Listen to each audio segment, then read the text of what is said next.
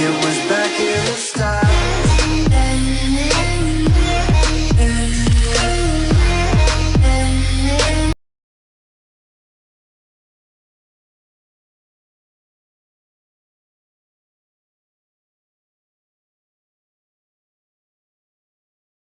Dampak dan konsekuensi merujuk pada hasil atau efek yang muncul sebagai akibat dari suatu tindakan, keputusan, atau peristiwa. Memahami kedua istilah ini sangat penting dalam berbagai bidang, seperti kebijakan publik, bisnis, pendidikan, dan penelitian, karena dapat memengaruhi bagaimana kita merencanakan dan melaksanakan tindakan. Berikut adalah penjelasan lebih lanjut mengenai masing-masing istilah. 1. Dampak. Dampak biasanya mengacu pada hasil langsung dari suatu tindakan atau peristiwa. Dampak dapat bersifat positif, negatif, atau netral, dan seringkali diukur dalam konteks yang lebih luas, seperti ekonomi, sosial, lingkungan, atau kesehatan.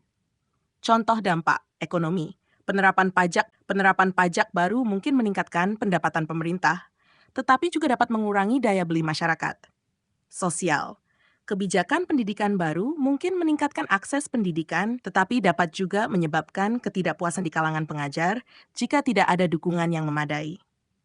Lingkungan, proyek pembangunan infrastruktur mungkin mempercepat pertumbuhan ekonomi, tetapi juga dapat merusak habitat alami. Konsekuensi. Konsekuensi merujuk pada hasil atau efek yang lebih jauh dan seringkali lebih kompleks dari suatu tindakan atau peristiwa. Konsekuensi dapat muncul dalam jangka pendek maupun jangka panjang dan seringkali lebih sulit untuk diprediksi dibandingkan dampak langsung. Konsekuensi dapat bersifat langsung, tidak langsung, atau bahkan tidak terduga. Jangka pendek. Jika perusahaan mengurangi anggaran pelatihan karyawan, konsekuensinya mungkin terlihat dalam peningkatan kesalahan pekerjaan dalam waktu dekat. Jangka panjang, kebijakan lingkungan yang longgar mungkin menghasilkan keuntungan ekonomi jangka pendek, tetapi dapat menyebabkan kerusakan lingkungan yang memerlukan biaya pemulihan yang tinggi di masa depan. Tidak terduga. Penggunaan teknologi baru dalam pendidikan mungkin membuat siswa lebih terlibat, tetapi juga dapat menyebabkan ketergantungan pada teknologi dan mengurangi kemampuan berpikir kritis. 3. Hubungan antara dampak dan konsekuensi. Dampak dan konsekuensi seringkali saling terkait. Dampak dari suatu keputusan atau tindakan dapat menjadi pemicu bagi konsekuensi yang lebih luas. Untuk contoh yang lebih jelas, dampak positif penanaman pohon di sebuah kota dapat meningkatkan kualitas udara. Dampak positif. Konsekuensinya, dalam jangka panjang, dapat menciptakan lingkungan yang lebih sehat, mengurangi biaya perawatan kesehatan, dan meningkatkan kualitas hidup masyarakat. Dampak negatif, penggunaan pestisida berbahaya di pertanian dapat meningkatkan hasil panen.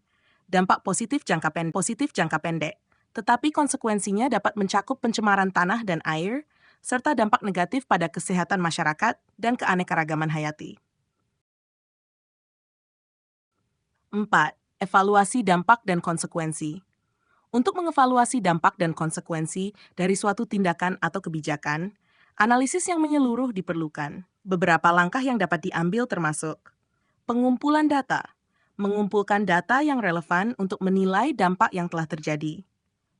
Analisis risiko, menganalisis risiko yang terkait dengan dampak diharapkan dan kemungkinan konsekuensi yang dapat muncul. Pengembangan indikator, mengembangkan indikator untuk mengukur dampak dan konsekuensi dari waktu ke waktu. Pertimbangan stakeholder, menggali pandangan dan pengalaman dari berbagai stakeholder yang mungkin terpengaruh oleh tindakan tersebut.